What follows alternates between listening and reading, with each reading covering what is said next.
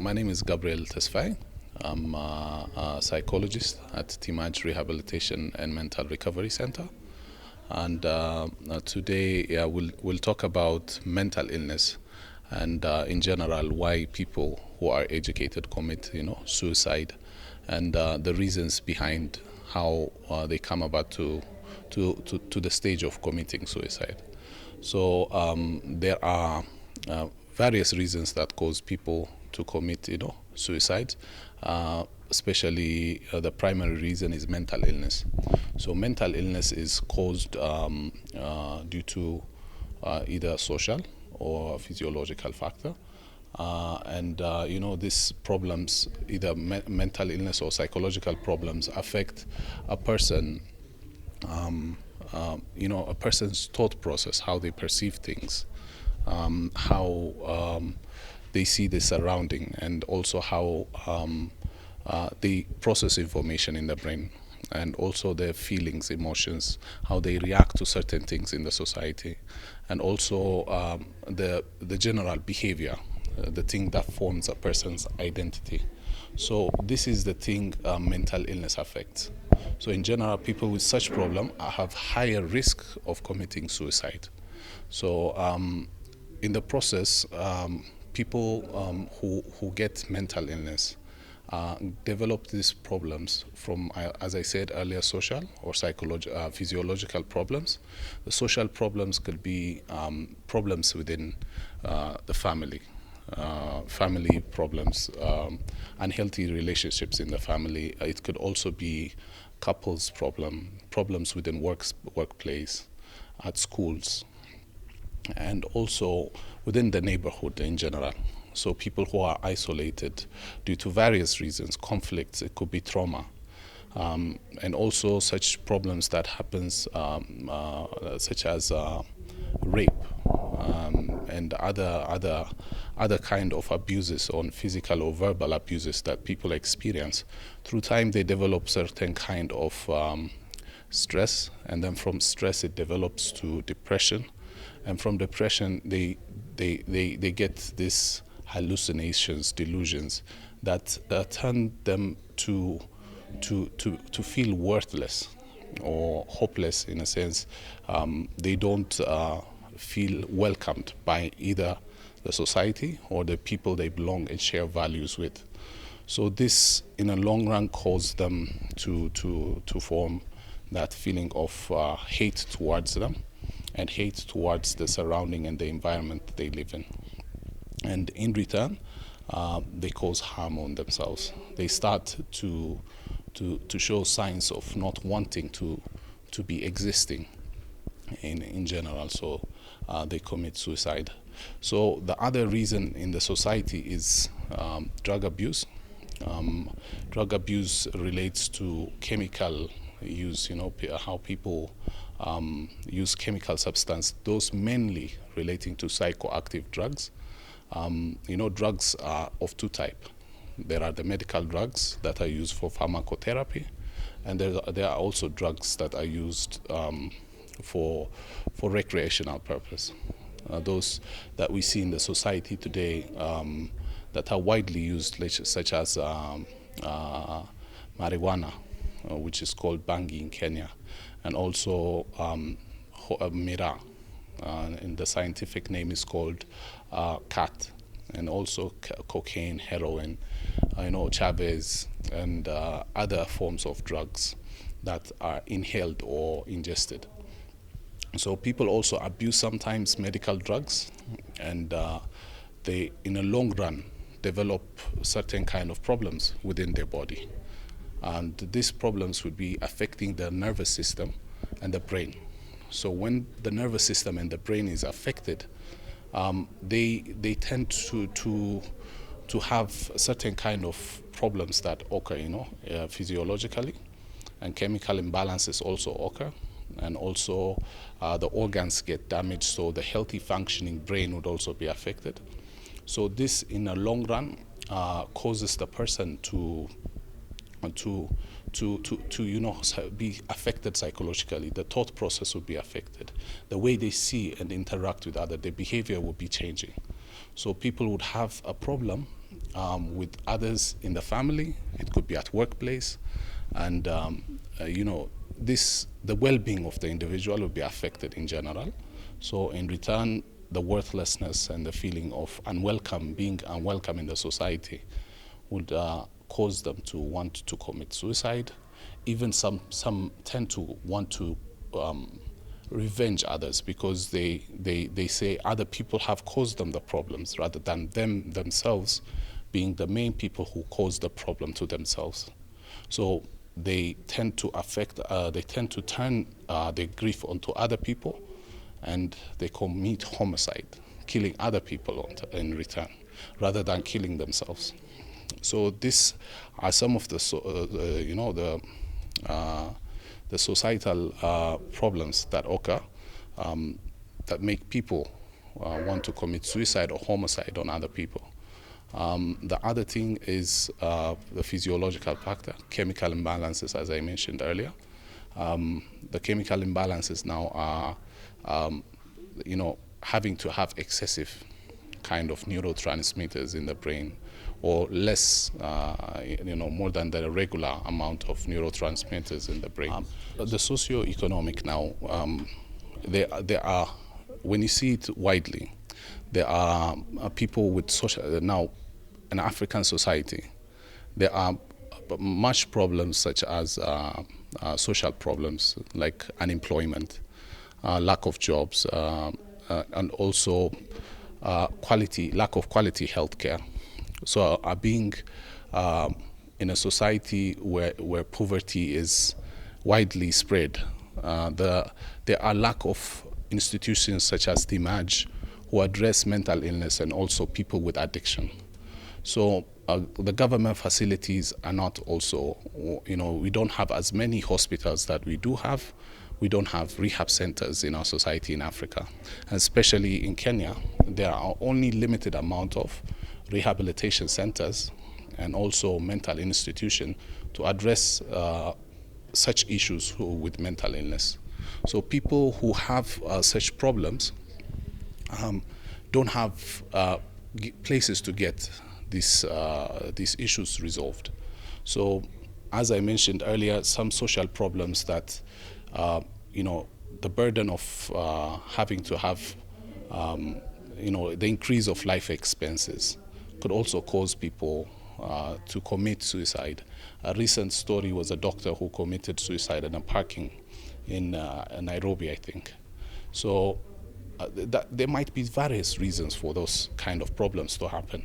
If the person was admitted at a proper facility where issues such as drug abuse or mental illnesses are addressed, the person can get the necessary help through the right practices and procedures of addressing such issues of mental illness, and they could have healed and not have committed suicide. So it is the availability, the lack of availability of such institution where mental and rehabilitation experts address such kind of problems. It is because of the lack of availability people are committing suicide out there.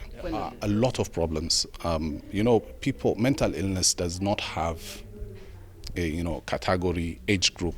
It can happen to all people of all ages. But now, when you ask me about the political, like people in the politics having such kind of problems, it is just, those are people who have the opportunities to get healed, to get treated at different places. But now, when you come down from the political, from those people at the higher level, meaning to people with low income or middle class societies, because of the lack of availability, they don't get access to healthcare. But other people who are in the higher class can go abroad for treatment. So having to have new institutions opening like this would help others who are not in those areas of favor from the positions that they are in to get access to mental health treatments. So those issues that we mentioned as social problems, as poverty, lack of unemployment, lack of quality health care, in the long run have effect on mental health as well. I'm Jane Nyawira Dungo. I'm a psychiatric nurse. Yes, of late we've had cases of suicide and homicide that has gone up. The cases of suicide mostly are between the early 20s and up to the age of around 45 years. The reason being that there are so many difficulties in life that is affecting that age group. We have the issue of the drugs and substance abuse. We have the issue of marriages and failed relationships. So when it comes to suicide, we always say that suicide is a cry for help, especially when it comes to an attempted suicide. That means an attempted suicide means that the act of the suicide was really not complete. The person never died, but had taken maybe some poison, was taken to the hospital and treated for poisoning. So that means that that person is crying for help, only that he doesn't know how to channel his issues and problems to somebody. He's not talking out. He's bottling his issues and problems to himself. So we always advise the young people, especially the teenagers and the young adults, to talk about their issues and tell either their parents or somebody they can trust. Some indicators include somebody will be withdrawn. You'll find that the person has been withdrawn. Somebody was very active, will be withdrawn, or sometimes will even talk about committing suicide. We'll talk that, okay, I want to die. I feel useless. I don't feel good. I really don't feel good. I'm not sure of what I want. So there's some indicators that somebody will tell you, I'm going to commit suicide. However, some people, when somebody tells you, I'm going to commit suicide, most of the people will react by telling them, go ahead, tutakuja kwenu tutakula mchele. So you really don't take it seriously. But I would advise anybody, when somebody comes to you and tells you, you know what, I have an issue. I don't know how to tackle this issue, and I feel I've come to the end of life, or I want to commit suicide. I would rather die than face whatever it is that I have. It is important to sit that person down and talk to the individual, see what is happening, what issues are in his life, how can you help? And in case you can't help, refer the person to a counselor or maybe to a psychiatrist. Well, some issues, some people could be using drugs and substances, right? So drugs and substances bring about depression. Depression is a major cause of suicide. We could also have some failed relationships whereby you feel I've lost maybe the person I loved. So the only solution is suicide or even homicide, because you feel I've lost the person I loved. If I can't have you, then nobody is going to have you. So that comes in terms of jealousy. You will commit the homicide and then commit suicide. That means both of you will not be there, because you don't also want to face justice after committing the homicide. There's no health without mental health. For you to be completely holistically healthy, you have to be mentally healthy. That means when it comes to mental health, when you're mentally healthy, it means you are able to go on with your daily activities of life. You are able to reason perfectly. You can do your normal activities. You can reason. Your relationships with others is not affected. But when you have a mental disorder, it means you need treatment. With a mental disorder, it means you're not going on with your normal life. Your interpersonal relationship is usually affected. You have started hearing voices, what we call hallucinations. You can have the auditory, which is hearing the voices, or the visual hallucinations. And sometimes you'll meet somebody on the way and the person is alone, but he's talking. You can see him talking and even laughing. To you, he looks like he's talking to himself. But to him, because he already has a mental disorder, he has somebody by the side that they are talking. They are sharing. They have a conversation. That is what we call auditory hallucinations. We also have some others who will suffer from a condition known as bipolar mood disorder. Bipolar mood disorder means sometimes you are very high, your mood is very high. We call it euphoria. The euphoria, mostly you will see it with somebody who has used, for example, cannabis. They become very high. You will even see them bouncing on the road and they feel like they own the whole world. So in bipolar mood disorder, when somebody is manic, which is the euphoric part, they feel like they own the whole world. You see somebody will take a loan, maybe 200,000, will surrender it within a day, or maybe will be very violent. Sometimes they become very, very violent. On the other hand, because bipolar means it is two sides, the other side of bipolar is the depression, the depressive phase. That person is somebody who will go to depression, will not do anything, sometimes will just spend time in bed or time in the house, will not feed, will not do any activity in the house. And in this depressive phase, somebody can commit suicide very easily. Now, unlike the depressive phase, in the manic phase, somebody again can commit homicide very easily, because you see you have a lot of energy. You become agitated very easily. So when you argue with somebody, you might not, the intention of this person might not be to kill, but because of the violence and the energy and the fact that he's mentally unstable, he can commit homicide very easily. Now, the solution to the problem is that we need to educate our community, all Kenyans in general, about mental illness. Because there's a lot of stigma with mental illness. So there are very few people who come out to seek treatment for mental illness. For example, if Mathare, where I worked for 17 years, as we are going to work, when you tell the conductor or the driver, I'm alighting at Muthaiga, then I'll use a bit of Kiswahili. Unasikia mtu anakuuliza, unaenda kuchukua madawa. You know that is already stigma, that anybody who alights at that stage is a mentally ill person. So we need to educate the mass and Kenyans in general that mental illness is a condition like any other, just like diabetes, and it can be managed, and the person can live a normal life like any other person, as long as you are on treatment. Since the pandemic, mental illness has really increased, because we've had people who closed their businesses, people who lost their jobs, especially those who are working in hotels, and these are young people, or maybe a person with a family needs money to take care of the children in the family.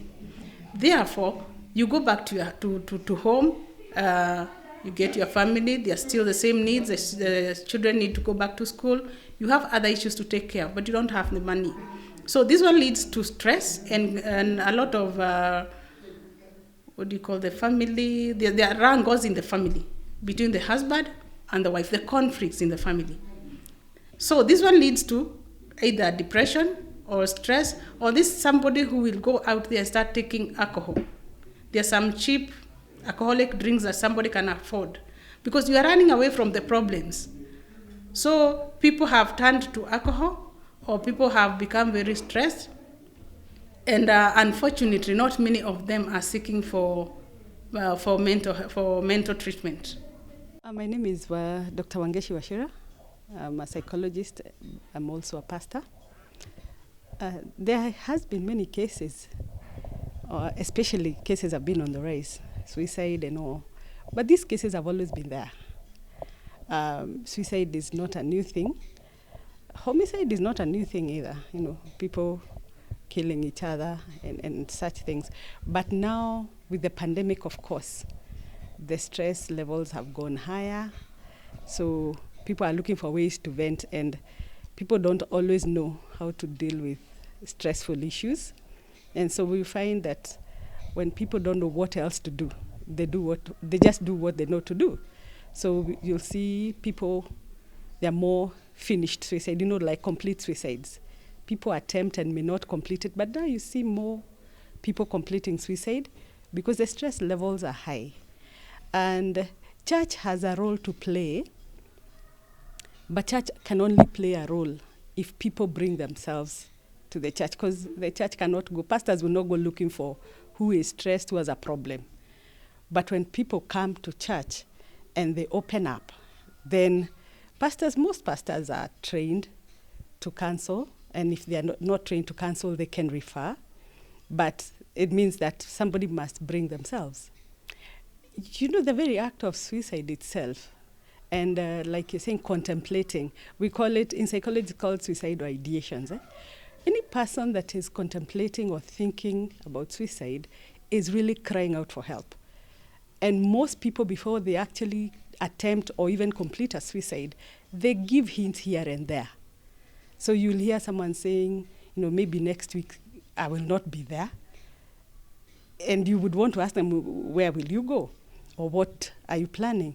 Or you see people disposing of their things, and you wonder, why are you disposing? Especially the things that they value.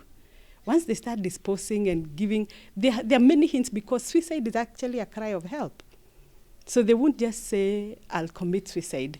It's something they're planning, but they're also crying for help as they do it. So if anybody is contemplating something like suicide, look for someone you can trust and talk to them about what is happening, what is going on in your life, what stressful issues you have.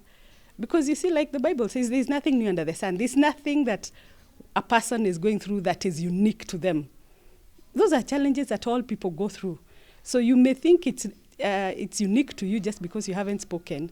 But when you speak, you find, so many people have gone through this, so many people have survived it, and you get hope. And church is about giving hope. Church is all about giving people hope. So if you go find a pastor or a religious person, it's all about giving people hope so that they don't give up. Because when people give up, then they think life is not worth living.